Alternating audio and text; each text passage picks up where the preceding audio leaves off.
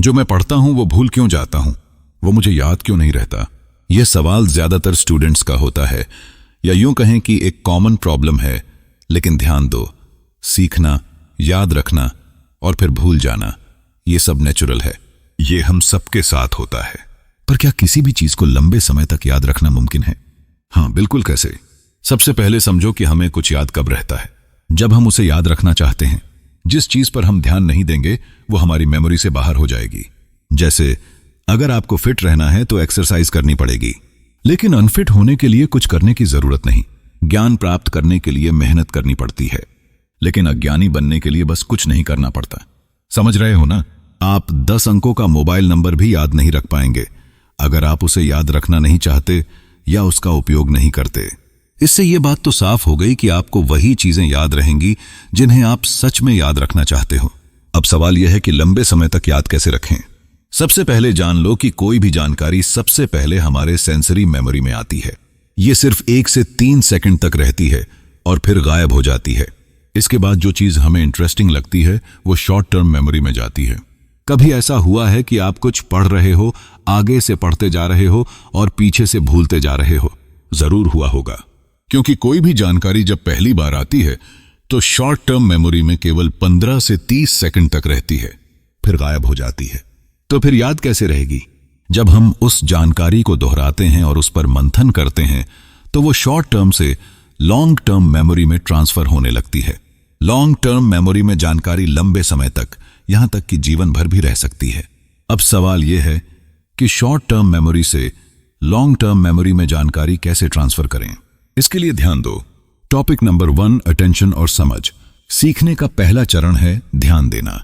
Class में teacher पढ़ा रहे हैं और आप अपने दोस्त से बात कर रहे हो, तभी टीचर की नजर आप पर पड़ जाती है। फिर क्या? धुलाई चालू। ये ऐसा हुआ है ना? या किसी और के साथ जरूर हुआ होगा। अब इसमें गलती किसकी है? टीचर की नहीं। वो आपको ध्यान देने के लिए बोल रहे हैं। जब आप ध्यान देते हो तो चीजें आसानी से समझ में आती हैं, और जब समझ आ गई तो याद रखना आसान हो जाता है। बिना समझे पढ़ने का कोई फायदा नहीं। कोई भी टॉपिक पढ़ने से पहले यह सुनिश्चित करो कि आपको वो समझ में आ रहा है। अगर समझ नहीं आ रहा तो मंथन करो, क्योंकि बिना समझे पढ़ने का मतलब है कि आपकी मेहनत बेकार हो जाएगी। Topic number 2, space repetition. ध्यान से पढ़कर और समझकर भी जानकारी लंबे समय तक याद नहीं रहेगी जब तक आप स्पेस रिपीटिशन नहीं अपनाते। देखो, एक बार पढ़ने से चीजें याद नहीं रहती, आपको उन्हें बार बार दोहराना होगा। लेकिन ध्यान दो, दोहराने का समय महत्वपूर्ण है। जब हम किसी जानकारी को पूरी तरह भूलने से पहले दोहराते हैं तो वो हमारी मेमोरी में और पक्की हो जाती है। ज्यादातर स्टूडेंट्स की यही गलती होती है। वो पढ़ते जाते हैं बिना रुकावट, सोचते हैं कि सिलेबस पहले खत्म कर लें फिर रिवीजन करेंगे, लेकिन जब तक वो रिवीजन शुरू करते हैं तब तक सारी जानकारी गायब हो चुकी होती है। फिर से जीरो से शुरुआत करनी पड़ती है। साइकोलॉजिस्ट हर्मन एबिंगहॉस की मेमोरी पर एक स्टडी से फॉरगेटिंग कर्व का पता चला। इस ग्राफ को गौर से देखो। इससे यह पता चलता है कि हम किसी भी जानकारी को कितनी तेजी से भूलते हैं। हमारे भूलने का रेशियो यह है, जब हम पहली बार कुछ पढ़ते, देखते या सुनते हैं तो 1 घंटे के अंदर 50% तक भूल जाते हैं, 24 घंटे के भीतर 70% तक, और 1 सप्ताह के अंदर लगभग 75% तक जानकारी भूल जाते हैं। इसके बाद भूलने की स्पीड धीमी हो जाती है, यानी 1 दिन के अंदर हम अधिकतर जानकारी भूल जाते हैं। अब जानकारी को भूलने से रोकने के लिए 7-3-2-1 रिपीटेशन टेक्निक अपनाओ। 7-3-2-1 का मतलब है 7 डेज 7 दिन, 3 डेज 3 दिन, 2 डेज 2 दिन और 1 डे 1 दिन। कैसे करें? 1, मान लो आज आपने कुछ नया सीखा जिसे लंबे समय तक याद रखना चाहते हो। 2, पहली बार पढ़े हुए को उसी दिन डे 1 दोहराओ। अगर 1 से 2 घंटे के अंदर दोहराते हो तो और भी बेहतर। 3, दूसरे दिन डे 2 दूसरी बार रिवीजन करो। 4, तीसरे दिन डे 3 तीसरी बार रिवीजन करो। 5, 7वें दिन डे 7 चौथी बार रिवीजन करो।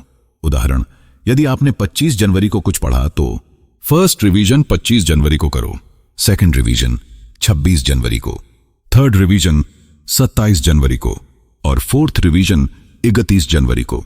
इसके बाद क्या करें? 1 या 2 महीने के अंतराल में इसे दोहराते रहो जब तक कि आपके एग्जाम खत्म ना हो जाएं।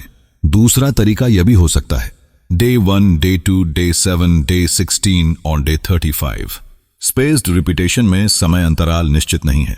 यह इस पर निर्भर करता है कि जानकारी कितनी महत्वपूर्ण या जटिल है। लेकिन ध्यान रहे, एक सप्ताह के अंदर कम से कम 3 रिवीजन बिल्कुल मिस मत करो। उसके बाद 15 से 20 दिन का अंतराल रख सकते हो, फिर इसे महीने के अंतराल में बदल दो। 4th रिपीटेशन के बाद आपकी जानकारी कभी पूरी तरह से गायब नहीं होगी। इसके बाद आप बहुत धीमी गति से भूलोगे। अब सवाल आता है, क्या मेरे पास इतना समय है कि मैं 4 से 5 बार रिवीजन कर सकूं? याद रखो, उस पढ़ाई का कोई मतलब नहीं जो आपके दिमाग में टिके ही नहीं। आप पढ़ क्यों रहे हो? एग्जाम में लिखने के लिए, और एग्जाम में वही लिख पाओगे जो आपकी मेमोरी में होगा। ना पढ़ाई करने का तरीका, ज़्यादातर स्टूडेंट से मैं जब पूछता हूं कि आपका पढ़ने का तरीका क्या है, तो बताते हैं सर मैंने इतने दिन में कोर्स किया था, फिर मैंने मॉक टेस्ट दिए थे, और उसके बाद में फिर मैंने सर ये किया था। एंड व्हेन आई आस्क कि रिवीजन कितनी करी, तो ज़्यादातर स्टूडेंट्स का कहना होता है सर रिवीजन तो सर 1 बार करी थी या 2 बार करी थी। गलत तरीका है। अगर 24 घंटे हैं, 24 घंटे हर एक स्टूडेंट और हर एक कैंडिडेट के पास में है जो एग्जाम की तैयारी करता है, बट उस 24 घंटे में आप उसका फ़ायदा कैसे उठाते हैं, तैयारी कैसे करते हैं, वो फ़र्क डालता है। एक स्टूडेंट है जो कोशिश करता है कि 24 घंटे में ज़्यादा से ज़्यादा पढ़ना है। दूसरा स्टूडेंट है वो कहता है मुझे ज़्यादा सिलेबस कवर नहीं करना, लेकिन रिवीजन ज़्यादा करनी है। आप यकीन मानिए, जो आदमी रिवीजन ज़्यादा करता है वो डेफिनेटली नतीजा निकाल देगा। Topic number 3, sleep on it. सोने से पहले हमारा दिमाग उस जानकारी को प्रोसेस करता है जो हम उसे देते हैं। जब किसी टॉपिक को लंबे समय तक याद रखना हो तो उसे सोने से पहले कम से कम 10 मिनट जरूर पढ़ो। देखना, वो टॉपिक आपको जल्दी और लंबे समय तक याद रहेगा। दुनिया दिमाग से चलती है और हमारा शरीर भी। दिमाग बहुत बड़ी ताकत है, बस हमें इसे सही तरीके से इस्तेमाल करना आना चाहिए। Topic number 4, test your knowledge. हमें अक्सर लगता है कि हमें सब आता है, लेकिन जब लिखने की बारी आती है तो बहुत कुछ गायब हो जाता है। एग्जाम हॉल में भी यही होता है।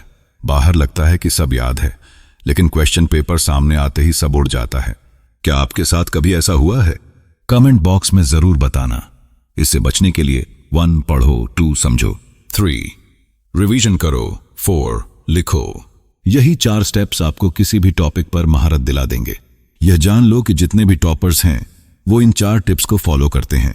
अगर किसी टॉपिक पर आप महारत रखते हो तो इसमें ये 4 चीजें जरूर हुई होंगी। तो दोस्तों, कैसा लगा यह वीडियो? कमेंट में जरूर बताना। अगर वीडियो अच्छी लगी हो तो लाइक करो, शेयर करो और चैनल को सब्सक्राइब करना मत भूलना।